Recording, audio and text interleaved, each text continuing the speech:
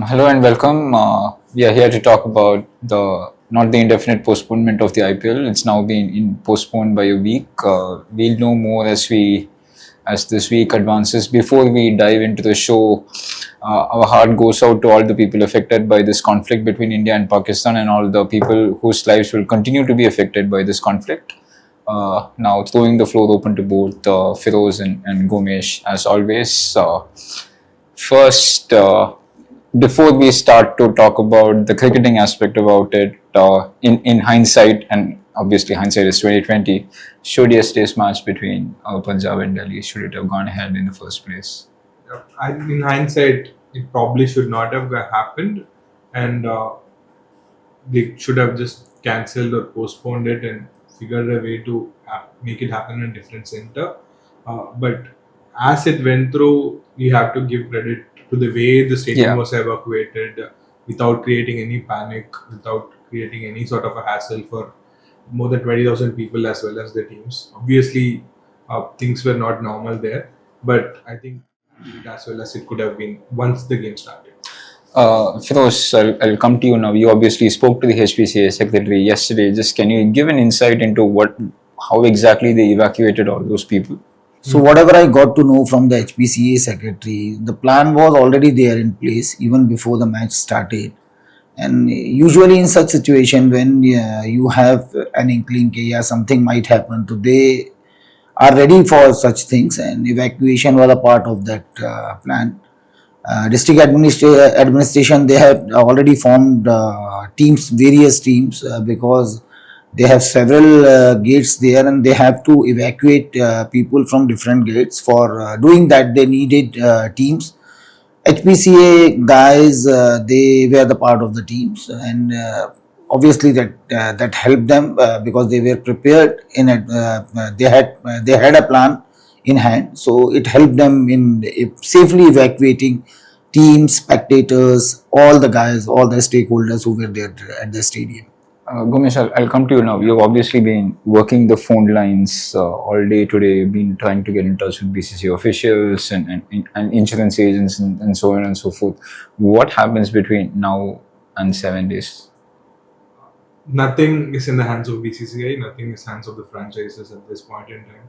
What happens between now and say next Friday is largely and only depending on how the conflict between India and Pakistan goes from here on. How Before that, I would want to say obviously that there are a lot more important things in life than cricket. and how quickly the things get de-escalated, because obviously it's just a game. Yes, it's a business, there's a lot of money, but we have seen it in the past when COVID happened. They found a window, they managed to make it happen as and when they could. But as things stand at this point in time, there is a bigger picture, there is a significant issue in hand, and that is what they are focusing on. What happens from here on, what for IPL, we will know probably in the next 4 or 5 days based on what's happening, and then whether it goes on as per in the same venues, because after that they've lost a week. They have 12 league matches, 4 playoff games, which means a lot of double hitters has to happen. They'll have to restrict travel, whether they move it to south or somewhere within the country to make sure it is logistically easier. There will be a clearer picture maybe after 3 or 4 days potentially, but I'm sure they're working on plan A, B, and C to make it happen. And it also depends on the international window. But if it doesn't resume in a week, it's very unlikely that it happens now. There is a possibility that it could happen, say, in August or September, where an India-Bangladesh series gets postponed and Asia Cup gets postponed or even scrapped for the time being, considering the conflict between the two biggest subcontinent cricketing nations. But as things stand, we have no idea how it's going to happen. We are waiting just like everybody else to see how the situation goes in the coming days.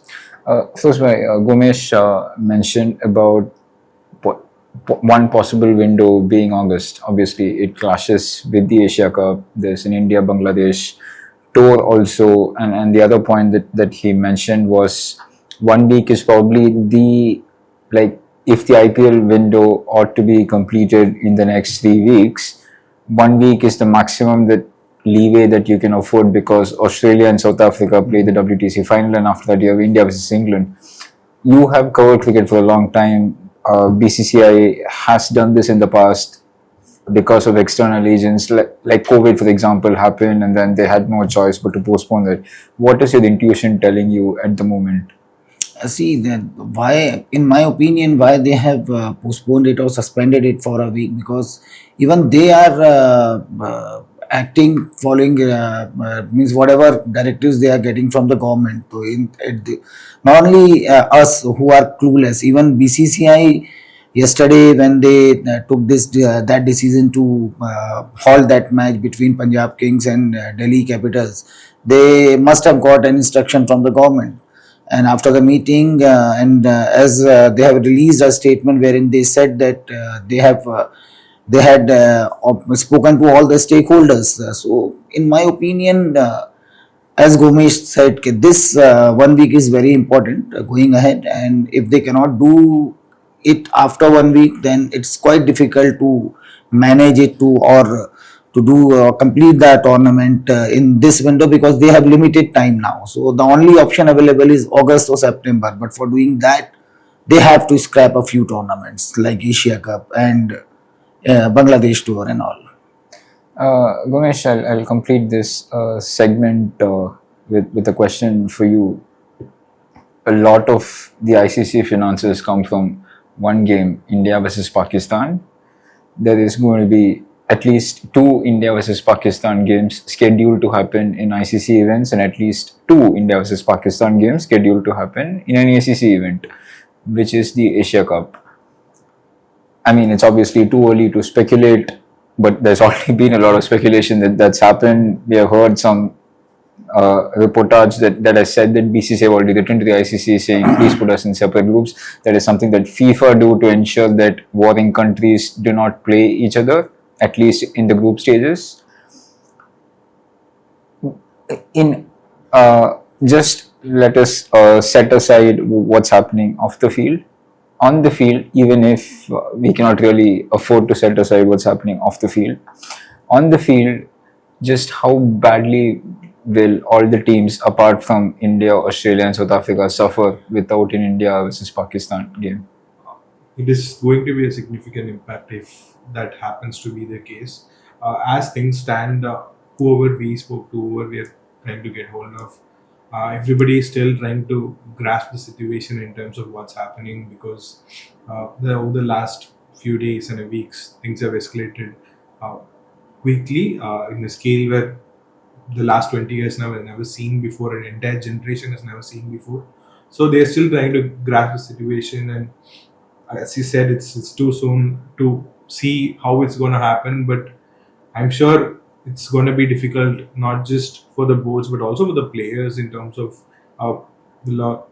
considering the conflict that's happening. We have seen athletes from across disciplines voicing their support for their respective countries, and they're well entitled they're to that. entitled to as well.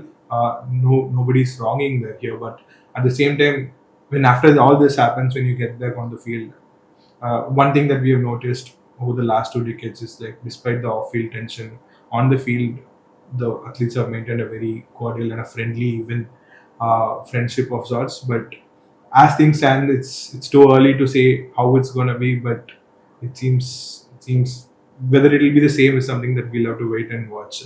But as for the finances go, it will be a significant impact. And unlike football, the number of countries that plays massive cricket, it's still the T20 World Cup is probably the first expanded tournament. But in terms of the Women's ODI World Cup, it's only 8 teams, and India are the hosts. So that will be the first thing that's going to get affected.